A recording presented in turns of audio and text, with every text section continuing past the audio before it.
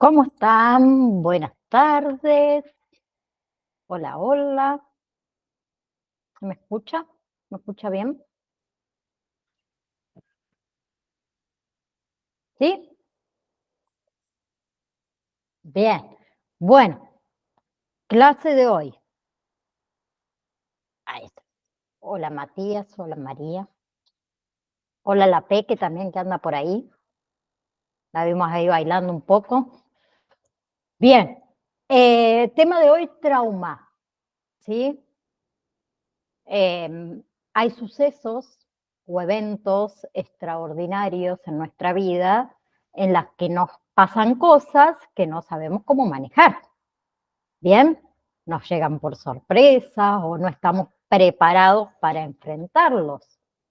Y ahí los eventos pueden incluir accidentes, terremotos, desastres naturales, algún tipo de pérdida. ¿Sí? Puede incluir abuso físico, emocional, sexual, ¿sí? Eh, como son los ataques físicos o de violencia, ¿bien? Y todos esos eventos nos pueden causar emociones que son fuertes y hasta traumas, ¿bien? Pero ¿qué es un trauma? La palabra trauma deriva en sí del griego, que significa herida, ¿sí? Una definición un poco más exacta es que un trauma es una herida duradera que puede ser provocada por variadas situaciones. Cuando oímos hablar de trauma, en realidad los asociamos a problemas originados por grandes desastres naturales, terremotos, huracanes, ¿sí? Por aquellos causados por el hombre, guerras, accidentes, pero también podemos definir trauma como una emoción o una impresión negativa, ¿sí? Fuerte, que produce daño duradero, ¿bien? Entonces, un trauma surge tanto porque has sufrido recientemente un miedo de gran intensidad, un terror, o porque te sientes incapaz de manejar muchas veces un peligro real o potencial, ¿sí? La importancia de sufrir traumas en la infancia o durante la infancia y la adolescencia, como cualquier tipo de abuso, ¿sí? Físico, emocional o sexual, violencia doméstica, suicidio de un ser querido, ¿sí? Es que puede conducir a trastornos mentales y físicos crónicos y afectar la sobrevivencia, digamos, para el resto de la vida. ¿Sí? Hay estudios que demuestran que el sufrir traumas durante la infancia o la adolescencia es el factor que mayormente contribuye al inicio temprano de enfermedades mentales como la depresión, la ansiedad, el abuso de sustancias, entre otras. Bien, hay algunos síntomas que nos pueden indicar que uno ha sufrido un trauma reciente. ¿Sí? En ocasiones uno va a recordar todo. En otras es posible que se haya borrado, ¿sí? Y uno piensa que no ha dejado ninguna marca emocional. Entonces, si uno quiere reconocer un trauma emocional, ¿sí? En uno mismo o en una persona por ahí cercana, tenemos algunos síntomas comunes, ¿sí? El, por ejemplo, no poder dormir, ¿sí? Sufrir pesadillas por la noche, ¿sí? Lo más seguro es que uno recuerde durante la noche ese evento que nos causó ese trauma, ¿sí? Otro síntoma es mayor irritabilidad, ¿sí? Uno está más sensible a cualquier circunstancia, ¿sí? Fundamentalmente todas aquellas parecidas a la situación que nos ha dejado ese trauma duradero. Otra es la ansiedad y el nerviosismo a toda hora, ¿sí? Algo que antes no ocurría, pero que ahora aparece, ¿sí? El miedo ante cualquier situación, ¿sí? Incluso aquellas situaciones que son las más normales del día a día. ¿Bien? Entonces, los sucesos traumáticos son eventos que tienen el potencial de provocar sufrimiento humano significativo, ¿sí? Y que sobrepasan nuestros mecanismos o nuestras habilidades naturales que tenemos los seres humanos, ¿sí? Son eventos entonces extraordinarios, que se sale de esa experiencia humana común, ¿sí? Y generalmente produce también fuertes reacciones emocionales, físicas, conductuales, espirituales. ¿Bien? Entonces, puede haber llegado a desarrollar un trauma emocional si ha sufrido, por ejemplo, algún tipo de evento como robos, como son los asaltos, las violaciones, los secuestros, los homicidios, la pérdida de seres queridos, ¿sí? Madre, padre, hijo, hermano, en ocasiones muchas debidos a suicidio, ¿sí? Violencia, violencia en cualquier tipo de manifestación de género, intrafamiliar, maltrato físico, sexual, psicológico, ¿sí? Intimidación laboral, intimidación escolar, ¿sí? Constante, ¿no? Eh, Otro evento puede ser accidentes graves de automóviles, ¿sí? O cualquier otro tipo de medio de transporte, problemas médicos, ¿sí? Más que nada problemas médicos que han ocasionado dolencias duraderas. Bien, desastres naturales, incendios, inundaciones. Bien, que tienen resultados que son devastadores. Bien, el trauma, sin importar su origen, lastima. Lastima de tal manera la salud y la salud mental, la seguridad, el bienestar de la persona, que puede llegar a desarrollar creencias falsas, creencias destructivas de sí mismo, creencias destructivas hacia el mundo. Y esas creencias se pueden presentar en forma de pensamientos. Yo soy incapaz, soy un miedoso, ¿sí? Me van a atacar, soy malo, nadie me quiere, no, a nadie le importo, ¿sí? O yo soy incapaz de ser buen hijo, de cumplir mis horarios, no sirvo para escribir, no sirvo para hablar, no voy a poder tener éxito. Bien, y esas creencias interfieren con la vida diaria y dificultan el comportamiento de uno. ¿Sí? Con respecto a la clasificación de los traumas. Eh, Se dividen en trauma tipo 1, ¿sí? Que es producido por un único evento, que ese evento es repentino, que ese evento es extraño, ¿sí? Generalmente no provoca un dolor que es masivo, que es grande, ¿sí? No trae consigo bajo autoestima, ¿sí? No trae ningún tipo de problema que sea severo de personalidad, ¿sí? ¿Qué se les ocurre a ustedes que puede ser un evento traumático tipo 1, que es producido por un evento único, extraño y repentino?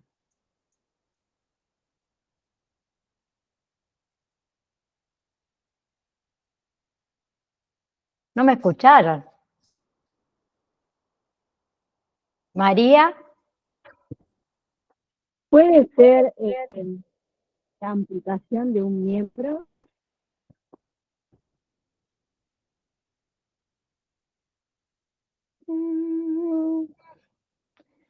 ¿O no? te pregunto, Porque, eh, por ejemplo, es algo inmediato. sí, pero no es algo que te duela para siempre, porque por ejemplo acá te pasó una chica metió la mano en una máquina de hacer mozzarella. Sí. Eso, bueno, se le cortaron 2 dedos, pero después al final le tuvieron que sacar la mano. Bueno, pero En ponete sí, vos en su lugar. A ver, ponete en su lugar. Te pregunto. sí, yo en lugar de ella. Sí. Pero por ahí es eh, medio especial, que sí. claro. ¿Vos creés que ese tipo de evento traumático no trae acompañado consigo un tipo de dolor que es masivo, ¿sí? Que dura en el tiempo, la baja autoestima, ¿sí? Por ejemplo, Entonces ahí ya a ella no estamos, la sí, mano, pero tiene que reemplazar que cada mismo, pero de otra mano. se te corta internet y no te entiendo lo que decís. Oh, Eh, apaga la cámara y habla, a ver si se escucha mejor. a ver ahí. Ahí. Bueno, tiene un impacto porque va a perder esa parte del ponerle del cuerpo, el miembro, la mano. Pero tiene una sustitución porque puede poner una mano ortopédica. Y Bien. en sí, le falta una Bueno, mano, pero no le imposibilita para su vida en muchas cosas. Algo te imposibilita porque no es lo mismo, porque ya naciste con las 2 manos, pero digamos que, no sé, yo lo veo como que no es tan grave, no sé. bueno, ahora cuando vayamos viendo los otros tipos de trauma, me podés decir si a lo mejor lo incluirías en algún otro. El Bueno, trauma tipo 1 es producido por un evento que es único, un evento que es extraño y un evento que es repentino, que generalmente no acompaña de ningún tipo de dolor que sea muy masivo, ¿sí? No trae baja autoestima ni demás. Ejemplo, a ver, Dios quiera que no me pase. Salgo de casa con el auto y sin querer tuve un pequeño accidente, pequeño, ¿sí? Que lo único que sucedió fue que se me rayó el auto. Uy, qué cantada, sí, me canté en las patas, porque tuve un accidente, sí, pero no fue nada grave. Fue repentino, fue único, porque justo me sonó el teléfono y yo quise contestar cuando sé que no debo contestar. No hubo ningún tipo de víctima herida. Hablo porque ya vamos a hablar de los diferentes tipos de víctimas que hay, que no son los mismos que habría en un accidente de, de tránsito, viéndolos desde el lado de la emergencia y la salud, sino del lado psicológico, que bueno, sí, tuve un trauma porque quedé con un miedo de, che, si salgo de nuevo a lo mejor me pasa otra vez lo mismo, pero quedó ahí.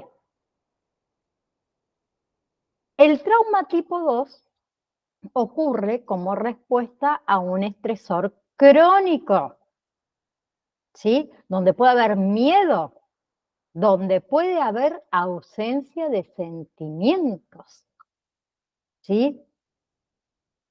Donde se incluyen estrategias de defensa y manejo como es la negación, la represión, la disociación, ¿sí? La identificación con el agresor, las conductas autodestructivas, que por ejemplo en el trauma tipo 2 podemos colocar las violaciones, por ejemplo, ¿sí? Podemos colocar acá la violencia doméstica, por ejemplo, ¿sí? Luego tenemos trauma mixto,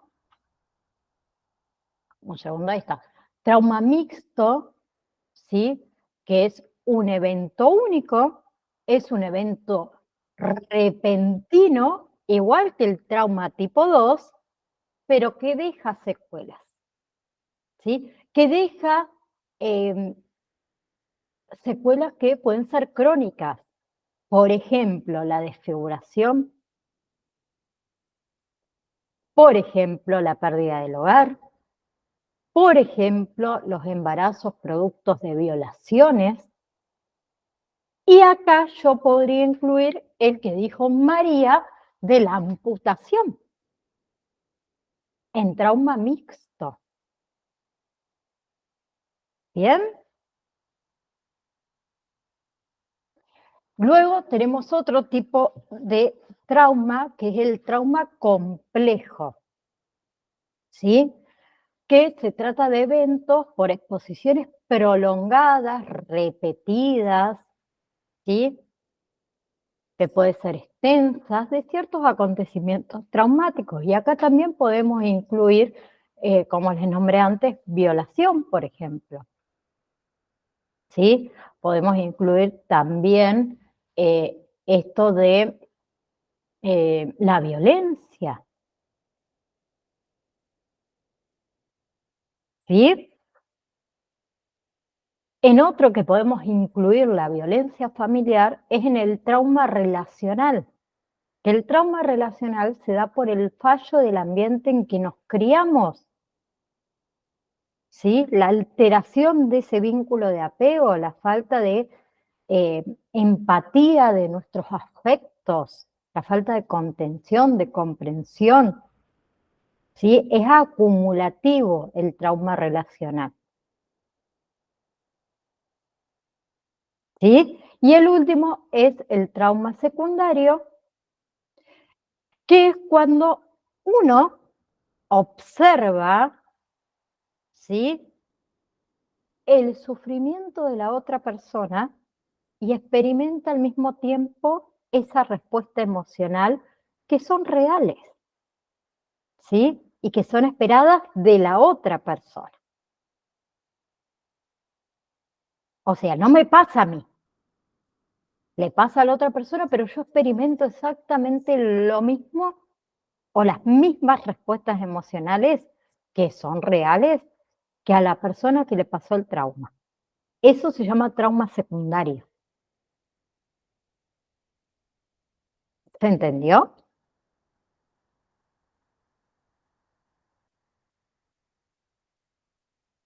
¿Sí? Ok, porque esa parte de los tipos de traumas, en la última clase, donde ustedes tienen que exponer, yo se los voy a preguntar. Así que si quieren, háganle un tilde después por ahí para que lo sepan. ¿Bien? Otra cosa para saber: emergencia, urgencia, desastre y catástrofe. En psicología, esos términos se utilizan para describir diferentes situaciones que pueden tener un impacto significativo en la salud mental y en el bienestar psicológico de la persona. ¿Sí? Emergencia en psicología se refiere a una situación imprevista que requiere una respuesta inmediata para evitar un peligro inminente o mitigar sus consecuencias. Bien, las consecuencias, perdón, las emergencias pueden ser de naturaleza física, accidentes automovilísticos, incendios, lesiones, de naturaleza psicológica, crisis emocionales, intentos de suicidio. Bien, en el contexto de salud mental, una emergencia puede ser una crisis de salud mental aguda que requiere intervención inmediata. Bien, luego tenemos urgencia, que es similar a una emergencia, ¿sí? Pero es una situación que requiere atención inmediata, pero puede ser menos crítica que una emergencia. Bien, las urgencias pueden incluir problemas de salud que necesitan tratamiento rápido pero que no son potencialmente mortales. Una fiebre alta, una lesión leve, un ataque de ansiedad agudo, ¿sí?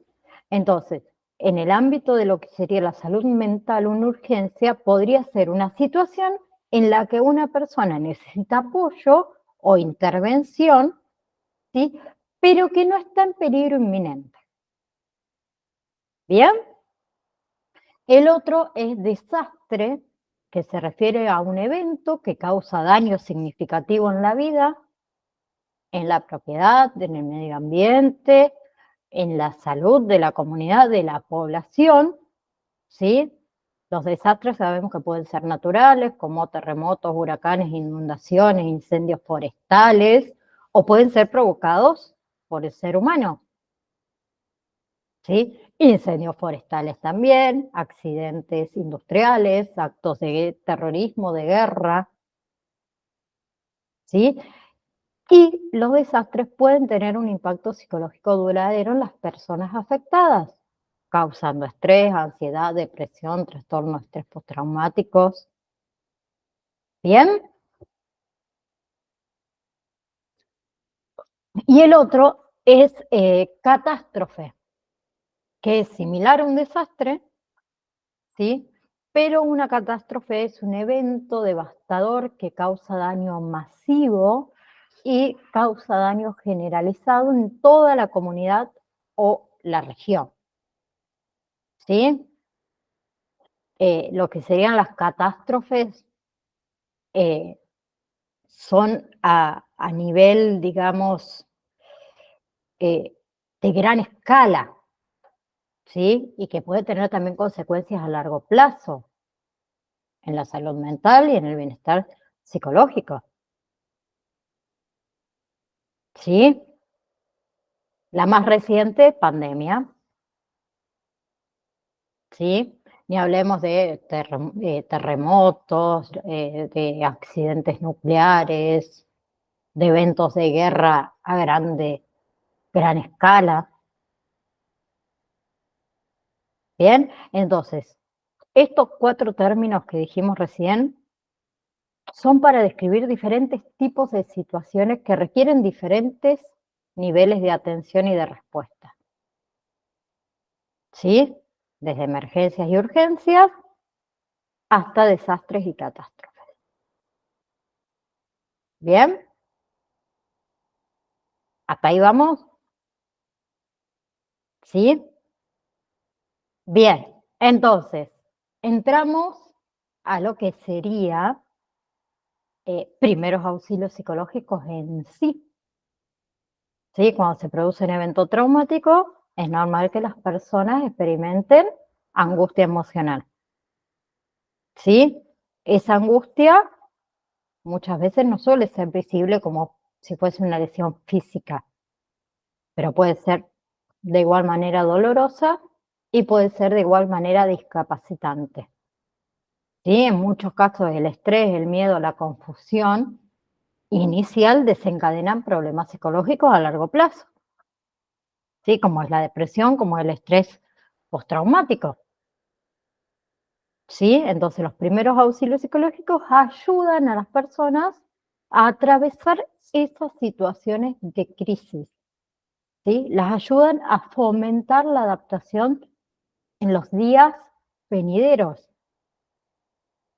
Entonces es una intervención inicial como parte de la respuesta ante emergencias, urgencias, desastres y catástrofes, con el objetivo de promover la seguridad, estabilizar a los sobrevivientes, reducir los síntomas de estrés, ¿sí? Conectarlos con quienes puedan proporcionarle ayuda y todos los recursos útiles. ¿Bien? Entonces, el principal objetivo de los primeros auxilios psicológicos es evaluar rápidamente las preocupaciones, las inquietudes, las necesidades inmediatas de la persona tras ese evento. ¿Sí? Bien. Bien, la Organización Mundial de la Salud resume en realidad los pasos de los primeros auxilios psicológicos que se deben aplicar ante situaciones de crisis. Uno, y antes que nada, el principal de todos, es comprobar la seguridad. ¿Sí? Es necesario que hagamos una valoración del entorno para determinar si hay personas que tienen necesidades básicas urgentes y tratar de detectar aquellas que presentan reacciones de angustia profundas. Pero antes de eso está nuestra seguridad. ¿Sí?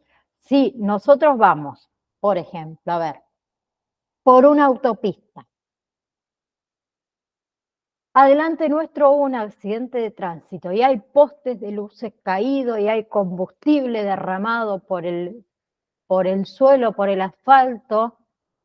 La seguridad nuestra, primero de todo.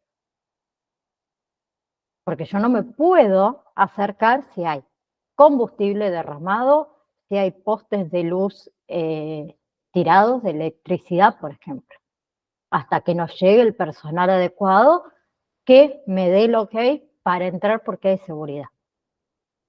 Y suena muchas veces en lo que es el área de salud como,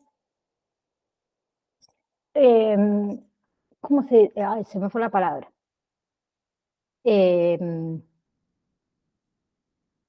Chan, chan, chan, chan, chan, chan, chan, chan, chan. Cuando yo digo, o sea, nosotros en lo que es emergencia, siempre decimos primero yo, segundo yo, tercero yo, cuarto mi equipo de trabajo, quinto las víctimas. Suena como egoísta, pero si yo no estoy, no hay seguridad para mí y a mí me pasa algo, yo no puedo ayudar. Entonces, primero yo, segundo yo, tercero yo, cuarto mi equipo de trabajo y quinto las víctimas en este caso. ¿Sí? Sexto, podés incluir la familia. Pero siempre primero la seguridad nuestra. Después valoramos todo el entorno para determinar si hay personas que necesitan, en este caso, ayuda psicológica. ¿Bien? Porque el principal objetivo de los primeros auxilios psicológicos es evitar que esos sobrevivientes sufran más daño. ¿Sí? Y es fundamental también cerciorarse de que están lo más seguros posible. Más allá del plano físico, el emocional. ¿Sí? El segundo paso es escuchar. Bien, más adelante igual los vamos a ver bien uno por uno. El escuchar, ¿sí? Todas las personas no reaccionan de la misma manera ante un evento traumático. ¿Sí? Por lo que es importante que preguntarle qué necesitan o qué les preocupa en ese momento. Y a través de una escucha activa, una escucha empática, ¿sí? Así se le anima a la persona a expresar lo que siente. Bien, también le va a ayudar a qué? A ir tomando conciencia de lo que ocurrió y calmarse. Ese primer contacto psicológico permite examinar las dimensiones del problema para determinar si hay un conflicto, que muchas veces se debe manejar inmediatamente y buscar posibles soluciones. ¿Sí? Y la Organización Mundial de la Salud también incluye un tercer momento, ¿sí? Un tercer paso, digamos, perdón, que es conectar, ¿sí? Que en este tercer momento se instala satisfacer las necesidades básicas de la persona y ayudarla a acceder a los servicios. ¿Sí? En esta fase, en esta última fase, está, es proporcionar la información. Se le brinda el apoyo social que hay disponible. ¿Bien? ¿Sí? ¿Vamos? Bien, gracias, Mati. Entonces, los seres humanos. ¿Qué te pasa? ¿No puedes hablar? No puedo casi ni hablar. No sé Uy, si bueno, tengo dengue. Recién ahora tengo que ir al médico, pero ¿tenés estoy, turno para encima, ir al médico? sí, encima Ah, estoy solo porque mi esposo no está y digo yo, bueno, me senté, voy a escuchar la clase, ¿por qué no te pero acostate y ponete el auricular? No estés ahí. ¿Tenés no, si me fiebre o acuesto, qué? no tengo termómetro, se lo llevó Gustavo. Ah, bueno, mira, Así que, sos no. no, tengo un dolor en la cara, en los ojos, tengo diarrea Sí. y me duele mucho el pecho, la garganta, parece que me Mm. pasaron una lija. eh, pero bueno, ahora a las 6 tengo que ir al médico y veré a ver qué. Bueno, Pero acá a una vecina le dio dengue, así que. bueno, tranquilo, así que No, no, no. no me duele el Relaja. cuerpo, gracias a Dios. Pero sí, no me Bueno, duele el cuerpo. Pero bueno, avisa a ver qué te dicen, sí, mando a ver si da ¿sí? positivo. ¿Es varón o No mujer? importa. De Si es cualquier, nena. de cualquier manera, vos hidratate, come. Si tenés dengue no te va a dar hambre, pero come porque después se te baja la presión, te empieza todos los otros problemitas. ¿Ok? Yes, Bueno, no pasa nada si no hablas. Tranqui. dale. Total, tenemos más clases para seguir charlando del tema. Les decía que todos los seres humanos, a lo largo de su vida, se enfrentan a distintas crisis. ¿Sí? Y se describe la crisis como un estado temporal de trastorno y desorganización caracterizado principalmente por la incapacidad del individuo para abordar situaciones particulares utilizando métodos que estamos acostumbrados, ¿sí?, para solucionar un problema. ¿Sí?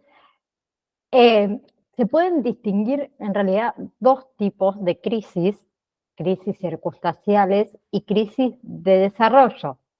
La primera, las crisis circunstanciales, se refiere a aquellos sucesos cuyos rasgos más sobresalientes es que se relacionan con algún factor ambiental, ¿sí? Como puede ser la muerte de un ser querido, una inundación, un incendio. ¿Bien? Las crisis relacionadas con el desarrollo se refiere a aquellas tareas que se deben cumplir en la transición de una etapa de la vida a otra. ¿Sí? Que estas implican un proceso de desarrollo de la persona. ¿Bien? Bien. La situación de crisis en sí depende de la forma en que en la forma en que cada persona, cada individuo la perciba, la interprete, la afronte, le dé un significado, ¿sí? Y eso no va a influir en la conceptualización que se haga de crisis. Bien, existen también otros factores que interactúan como la experiencia, las experiencias anteriores, los valores, las estrategias de afrontamiento, las creencias que tengamos, las redes de apoyo que tengamos, la capacidad de resiliencia, ¿no? Y hay síntomas también en cuando uno está atravesando algún tipo de crisis, como es el sentimiento de cansancio, el sentimiento de estar agotados, el sentimiento de confusión, el sentimiento de ansiedad, de desorganización, ¿sí? En las relaciones familiares, en las relaciones laborales, en las relaciones sociales, ¿sí? Y si esa crisis no se afronta correctamente en un tiempo que sea oportuno, se corre el riesgo de que la persona experimente ese evento con problemas un poco más graves, como son los problemas psicológicos. Entonces, la intervención en crisis es la estrategia que se aplica, perdón, en el momento ese de desorganización grave. Bien, el objetivo siempre es ayudar a la persona a recuperar ese nivel de funcionamiento que tenía antes de esa crisis o de la crisis, ¿sí? La restauración del equilibrio emocional, ¿sí? Entonces, esa intervención se brinda de acuerdo al momento en el que se encuentra la persona, luego de la emergencia, ¿sí? Y esa intervención también puede darse en dos momentos, en un primer momento o en un segundo momento, ¿sí? La diferencia es el tiempo que se requiere. Nosotros, como primeros auxilios psicológicos, estamos en el primer momento, la primera etapa, podemos decir, ¿sí? El primer tiempo. La segunda instancia, ya hablamos de psicólogos, psiquiatras, ¿sí? Otros tipos de intervención que llevan mucho más tiempo. ¿Bien? Tenemos diferentes profesionales de salud que puedan intervenir en atención de crisis, psicólogos, psicoterapeutas, tanatólogos, psiquiatras, enfermeros, paramédicos, ¿bien? Que es un personal que realmente está capacitado para hacer frente a situaciones de emergencia, como digo yo, de emergencia. ¿Sí? Entonces, tenemos intervención en primera instancia, que consiste en los primeros auxilios psicológicos, en restablecer el enfrentamiento inmediato entre la crisis que se está viviendo, ¿sí?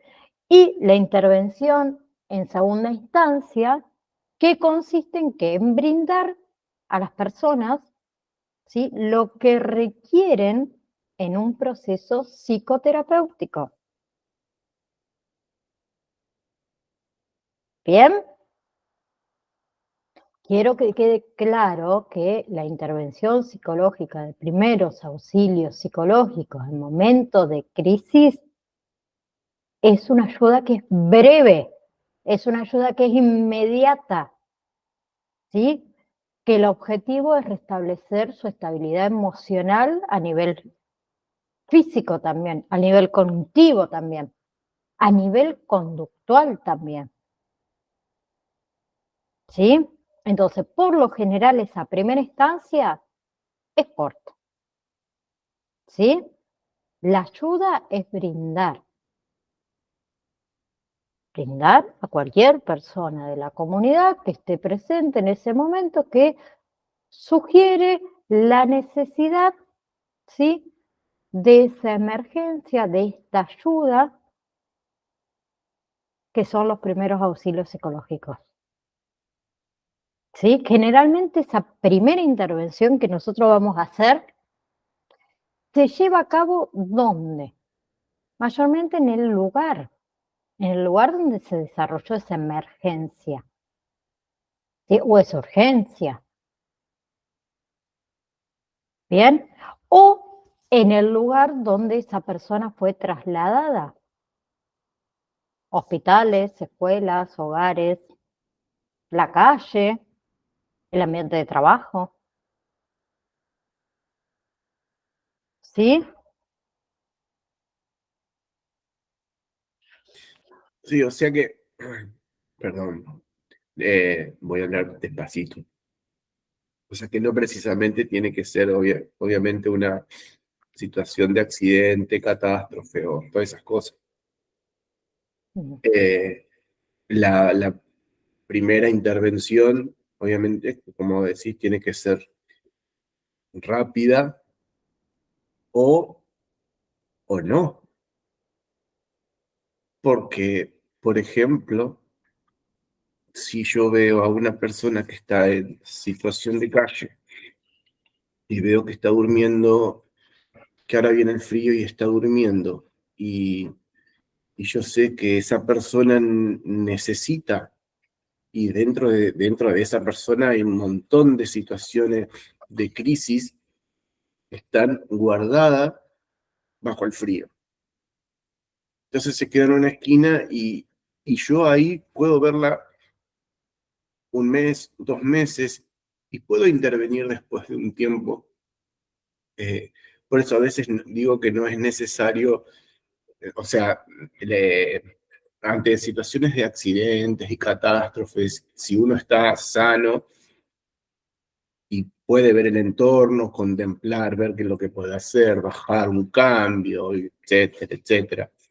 Eh, pero cuando pasa esto, que también es algo triste, yo digo que las personas, y he escuchado que las personas tienen 3 estadios y todos pasamos por ellos, que es la privación, la frustración y la castración. La privación es cuando, por ejemplo, te estoy hablando de esta señora que está privada de tener una casa, de que no tiene esa contención familiar, de que tiene hijos y no. Entonces ahí esa persona vive con dolor. Y podemos actuar ante esa persona yendo a una municipalidad, a un centro de día, para que vayan a hablar con esa persona, si tiene familiares o no. Y nosotros movilizarnos desde otro lugar, obviamente directo con esa persona, y después movilizarnos de otro lugar. Y si esa la van a buscar y tiene su centro de día donde puede comer y tomar su leche, es un auxilio psicológico maravilloso. Y después está las personas que están frustradas, que es la frustración, que es cuando las personas están en un modo agresivo, en un modo con rabia. ¿Y qué le pasa a esta persona? A un compañero de trabajo, por ejemplo. ¿Por qué me trata así? ¿Qué le pasó a él para que me trate de esa manera? Porque está así porque él estudió administración y pusieron a un jefe a otro. Entonces eso genera frustración, porque él se merecía haber tenido ese lugar porque él estudió. Y después está la castración, lo que no está donde debería estar. Como por ejemplo hablaba hoy, una pierna. Eso genera la angustia, la castración. Tengo un hermano que le falta una pierna de un accidente que se desfiguró también su rostro, y físicamente nosotros podemos ver eh, esa falta de parte de su ojo, de su pierna, y, y eso genera mucha angustia porque él se observa y tiene ese dolor que algo le falta.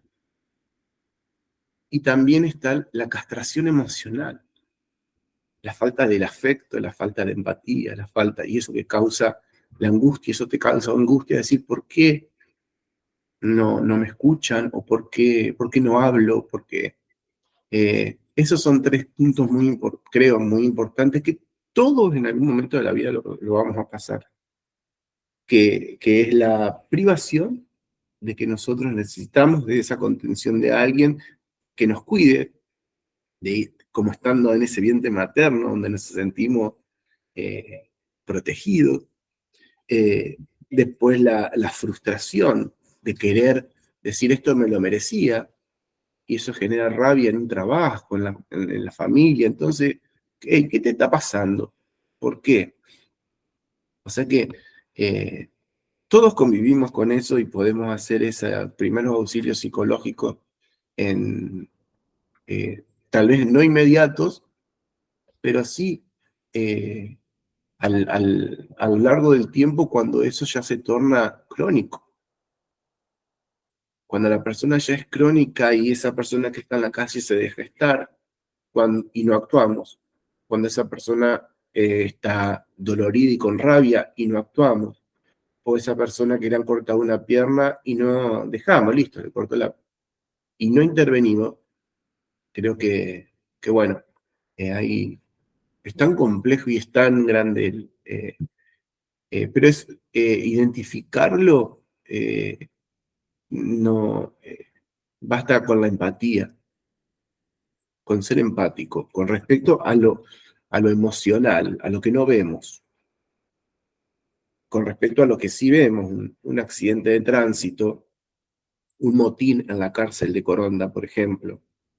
¿Qué hacemos? Bueno, listo, nos organizamos como grupo, vos haces esto, designar, vos llamas por teléfono a esto, vos haces esto, vos haces aquello, hacer una designación, ver el contexto en el que estamos, qué es lo que puede llegar a ser uno del grupo y que no, porque tal vez no le gusta levantar a una persona ensangrentada, pero sí puede llevarte un vaso de agua, que acá ha sucedido un montón, lo he pasado, lo he vivido, y es un desastre, ver sangre por todos lados, es un desastre.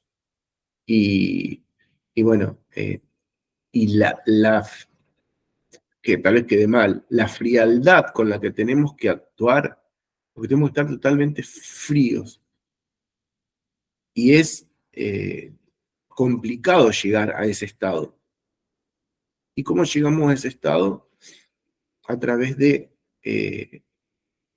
acontecimientos vividos y decir, no, esto, por ejemplo, este curso te ayuda a comprender en que ante estas situaciones tengo que tener en pautas ítems para yo estar en eje para poder socorrer al otro. Bueno, por ahí pierdo el hilo de las cosas porque el dengue, el mosquito me anda dando vuelta en la cabeza. Pero bueno, eso quería aportar un poco. Sí, existen en realidad tres aspectos, o podemos decir subtemas de los primeros auxilios psicológicos que dan dirección a esa actitud de asistencia, que uno es proporcionar apoyo, el otro es reducir la mortalidad y el tercero es proporcionar el enlace con las fuentes de asistencia. Mayormente los primeros auxilios psicológicos se dan ante situaciones traumáticas o crisis del momento, lo que no significa, como dijo Mati acá, que no se le pueda proporcionar a una persona que vive bajo situación de calle primeros auxilios psicológicos, porque por algo está bajo situación de calle. Quizá le sucedió algo que realmente a lo mejor tiene algún tipo de crisis, tiene algún tipo de trauma, y se le puede proporcionar ayuda, sí, totalmente, siempre, siempre. Sí, eso de proporcionar apoyo, en realidad es lo primero, ¿sí? Se trata en esto de esa base en la premisa de que es mejor o mejorar algo para que la persona no esté solo en los eventos de crisis, en los eventos estresantes, en los eventos traumáticos, Por lo ¿sí? general, cuando una persona está en esa situación de calle, no me acuerdo el nombre, un filósofo que dijo que nosotros somos lo que nuestros padres hicieron que seamos y, y construyeron. Y no somos, por lo general, eh, y no tenemos por qué cumplir ese destino. Y está ahí cuando nosotros, esa persona, tal vez siempre vivió en la calle, siempre vivió pidiendo, y entonces se normalizó. Pero para otro que lo ve, eso no es normal, eso no está bien. ¿Por qué esa persona está padeciendo frío? ¿Por qué ese nene está pidiendo en la calle? ¿Sí?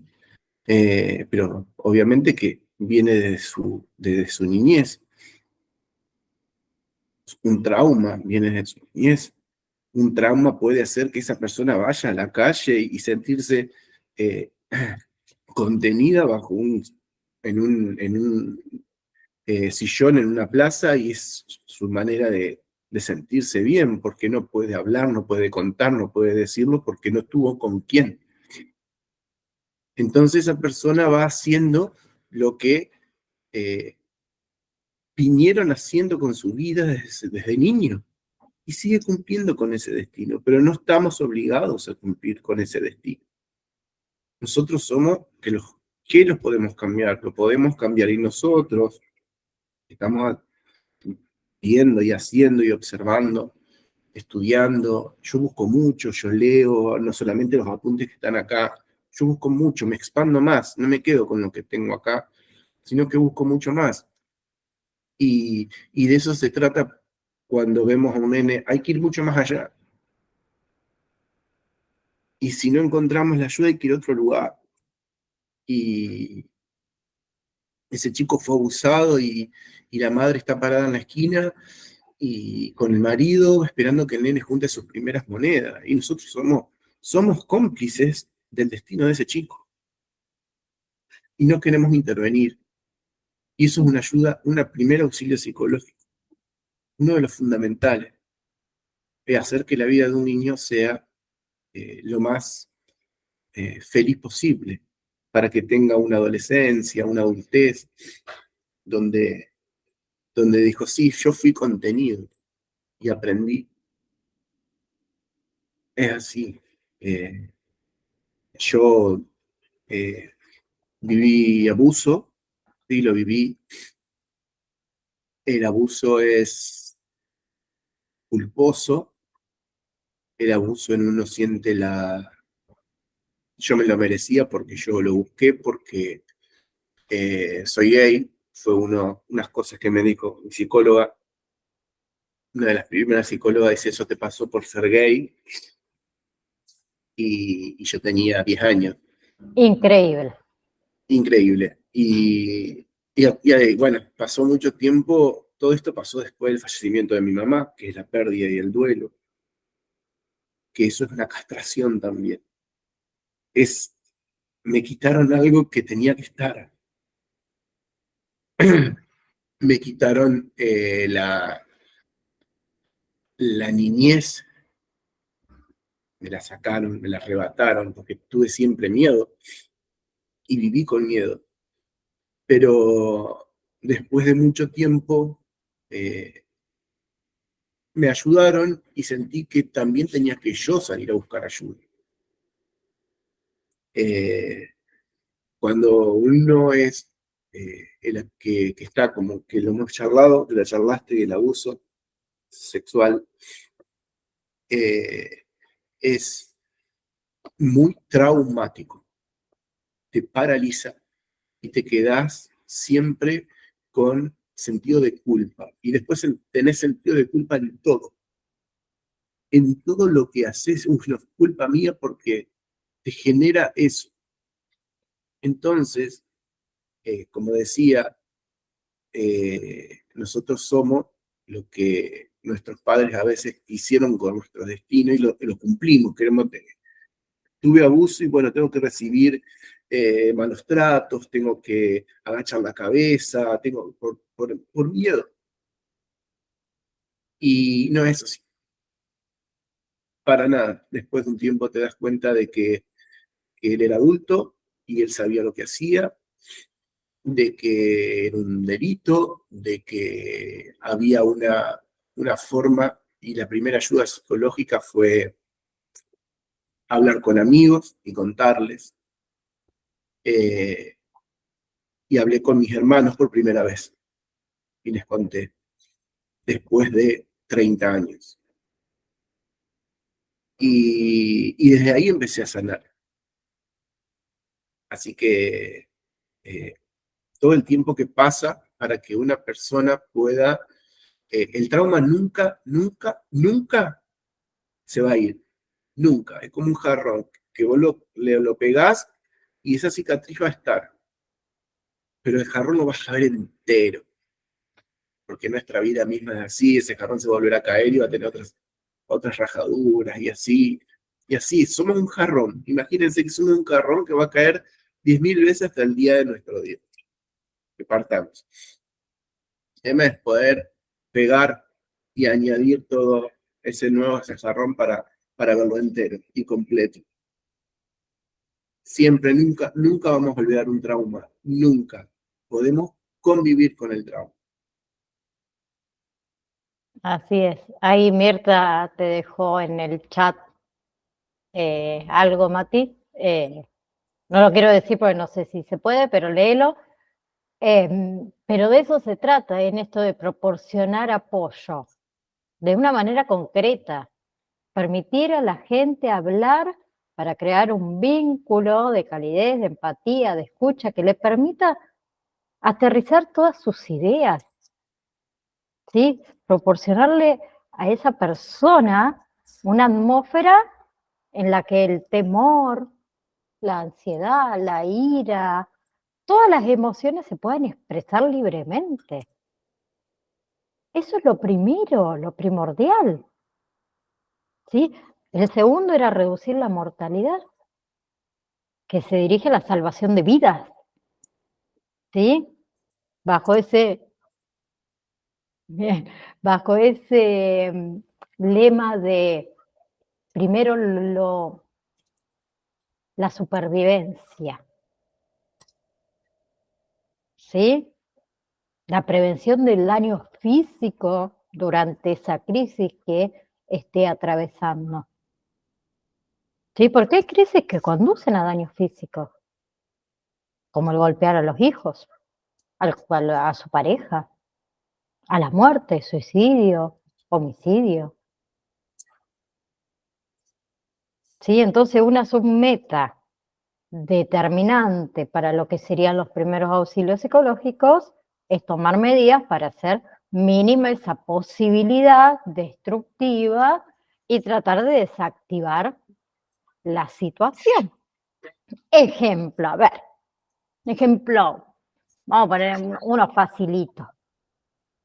Estamos escuchando que nuestro vecino, el de al lado, se está peleando con la mujer y la mujer... Iván, me dejaste...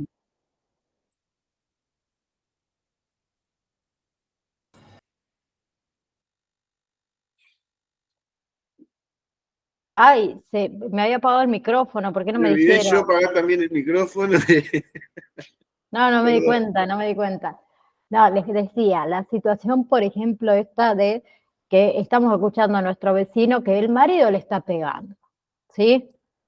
Y nosotros no hacemos nada. Y nos quedamos acá del otro lado de modo chismoso, como decimos. Y no está bien.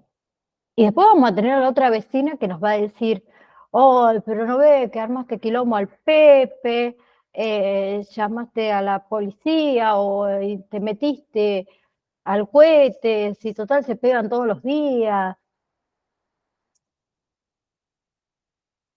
Nosotros lo que tenemos que tratar de hacer es reducir la mortalidad. Entonces, uno no se mete o sea, no interviene de metido como algunos piensan. Si a mí me pasaría, a mí me encantaría que un vecino mío intervenga. Un vecino o cualquiera. ¿Sí? Y lo último era proporcionar ese enlace con las fuentes del sistema o de asistencia, mejor dicho. ¿Sí? Que se vincula ya va directamente con la definición de esto del periodo de ciertos suministros o recursos personales. ¿Sí? Sí, por ejemplo, en esa situación de que mi vecino le está pegando a su mujer y necesita asistencia porque tiene cortada la cara o demás, o necesita un lugar donde dormir y pasar la noche. Ese tipo de asistencia uno se la puede brindar. No en todas las ciudades, ni en todos los pueblos, ni en todos los parajes hay un lugar donde una persona que fue, por ejemplo, esto de violencia doméstica, que le brinden un lugar para pasar la noche, pasar el día. Acá en Rafaela hay un lugar donde te dejan vivir. O sea, todas aquellas, en este caso mujeres con hijos, tienen un espacio habilitado donde, si no tienen dónde quedarse, para vivir. Es como una casa compartida con diferentes habitaciones. Y yo tengo que saber eso, que acá en mi ciudad hay un lugar para ese tipo de eventos, por ejemplo. Entonces, también eso del enlace con las fuentes de asistencia es crucial. Si sabemos que en el hospital, supongamos, vienen psicólogos que atienden gratuitamente los días martes y jueves a las 5 de la tarde, tenemos que saber que los días martes y jueves a las 5 de la tarde hay un psicólogo que viene al hospital que no te cobra un peso y que quizás nuestra víctima del momento lo necesite más adelante y nosotros sabemos dónde mandarlo. También es una fuente de asistencia. Si hubo una inundación en la ciudad, en el pueblo, y se habilitó una escuela en tal lugar para que todas las víctimas afectadas por esa inundación vayan a dormir a la escuela, no sé, 1232, que está en la calle tal y tal, nosotros lo tenemos que saber. ¿Sí? Todo eso son fuentes de asistencia. ¿Sí? Otra fuente de asistencia muy importante es la propia familia de la víctima. Familia o amigos, depende quien quiera. ¿Sí? Porque a veces esa víctima sufre por la misma familia. Entonces, ojo con la red de contención. ¿Bien? Sí, porque por ahí uno dice, bueno, voy a llamar a tu hermana y esa persona está paralizada y llamas a la hermana y resulta que la hermana no es No. no es Eh, la indicada. no se contacta con la red de apoyo, excepto que la propia víctima te diga, yo necesito comunicarme con mi mamá para contarle la situación o para que venga o para, pero no uno tomar la decisión por el otro. ¿Bien? Siempre.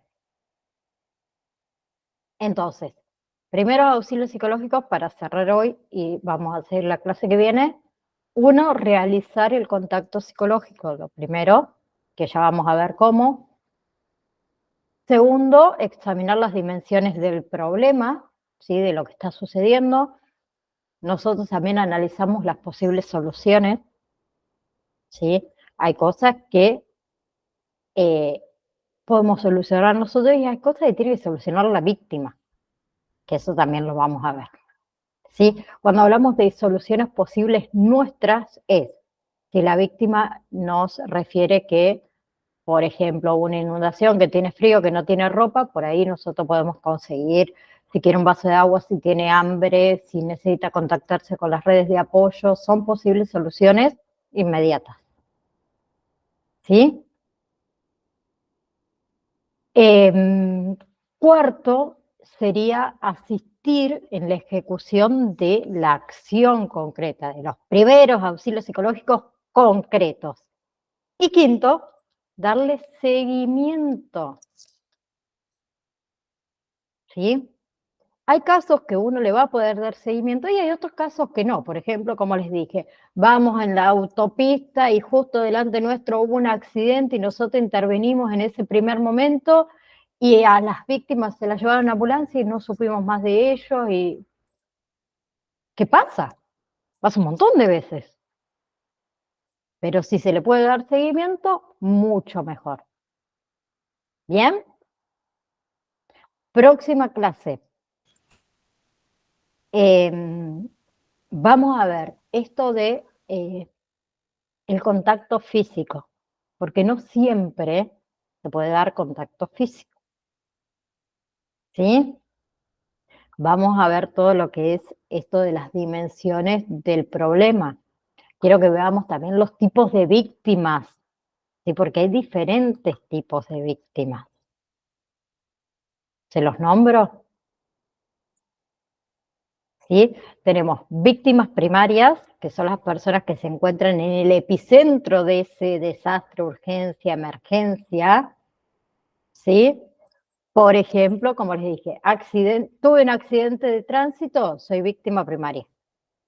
Lo tuve yo al accidente de tránsito. ¿Sí? Yo con la otra persona que también es víctima primaria. Ejemplo simple y fácil. Víctimas secundarias, familiares, amigos cercanos de esa víctima primaria. ¿Sí? En mi caso, por ejemplo, mi marido, mi hija, mi papá, mi mamá, qué sé yo, y mis amigos. ¿Bien? O sea, más o menos se calcula que por cada víctima primaria hay 10 personas afectadas. En mi caso son menos, pero bueno, vamos a poner 10. Son 2, 3, 4. No te quiere nadie. Pero vamos a suponer que son No la 10. quería nadie iba a verla. porque Pobrecita. La dejaban ahí en la banquina. Saquen a esa mujer de ahí, por favor. ¿Qué era esta que mirá? Sáquenla. Víctima de tercer nivel. ¿Sí? Que ahí entraría las personas que intervienen. ¿Sí?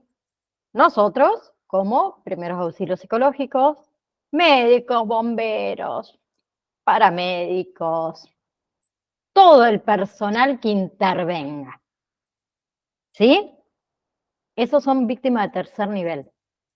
O sea, nosotros, brindando primeros auxilios psicológicos, somos víctimas también. ¿Bien? Cuarta, o víctima de cuarto nivel, son todas aquellas que están implicadas de manera desinteresada. O sea, la comunidad en sí, ¿sí? O la comunidad cercana a ese suceso. ¿Bien? El chusma. Más o menos. Claro, hubo un accidente, llegan los paramédicos, se enteran los familiares, pero ahí por lo general, digamos en orden, accidente, llegan los paramédicos, pero son terciarios. Terciario, Los que sí. se enteran les avisan nuestros seres allegados secundarios. ¿Sí? Sí, Cuarto, los que están lejos del accidente, pero vienen a molestar y que pueden ser causantes de tener un accidente por venir a ver. sí. ¿Sí? Y no vienen a dar una ayuda, vienen a ver. Pero ahí en el de cuarto nivel podemos incluir también a la comunidad, como te dije, que por ejemplo cuando hay una inundación, vamos a suponer, la mitad de la ciudad se inundó. ¿Bien? La otra mitad que no se inundó también es víctima de cuarto nivel porque muchas veces puede suceder que, por ejemplo, comiencen los robos. Ajá. Entonces nos convertimos en víctimas también. Pero también tenemos ese lado, como vos dijiste, el chusma. Porque, por ejemplo, acá Rafaela, que es grande, yo si hay un accidente del otro lado de la ciudad, ni me entero. Y no me convierto en víctima, pero quizás el alrededor, sí. O sea, están directamente implicados en esa área donde sucedió X cosas. De manera indirecta, pero están. Claro, por eso está la policía donde vaya y, o sea, los deja del otro lado de la valla para evitar ciertas complicaciones a la hora de cuando uno está operando de manera psicológica o de manera médica porque si está inconsciente es imposible hacer algo psicológico. No, sí, totalmente. Pero también tenemos esa otra víctima que es la de quinto nivel, que es, por ejemplo, cuando vemos algo que sucedió en otro lugar, en otra ciudad, en otro pueblo, en otro país, por la televisión, ¿sí? Como fue, por ejemplo, qué sé yo, lo de Cromañón, en mi caso estaba súper lejos, pero terminé siendo una víctima de quinto nivel. Estoy implicada de manera indirecta, si no estoy envuelta, digamos, en ese lugar del impacto, ¿sí? Pero en su momento trajo algún tipo de reacción o algún tipo de consecuencias psicológicas solo por Shock, verla como un espectador, telespectador en realidad. Un shock, un shock. ¿sí? Donde me aparecieron un montón de miedos, porque dije, no sé, ir a un concierto, ay, no, por favor, imagínate si llega a pasar, si yo hubiese estado en ese momento, si mis amigos, si... Entonces me convierto en un tipo de víctima, que es la de quinto. Y hay un sexto nivel de víctima, que son todas aquellas personas que podrían haber sido víctima primaria, pero por X razón no lo fueron. Ejemplo, simple, fácil. Me saco un pasaje para irme a Miami. ¿A dónde va a ¿Por ir? qué se va a Miami? No, mentira, me voy a ir a Panamá. A Paraná, Paraná. No, a Panamá, las islas de Panamá. Bueno, a Paraná.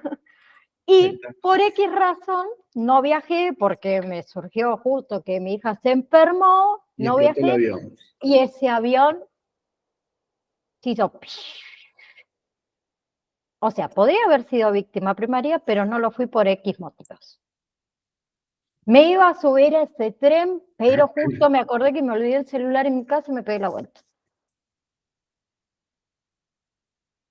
Como en las películas de Destino Final que nos subieron al avión. Claro, claro, Ese tiene mucha fantasía, pero tiene mucha realidad también. pero tiene mucha realidad.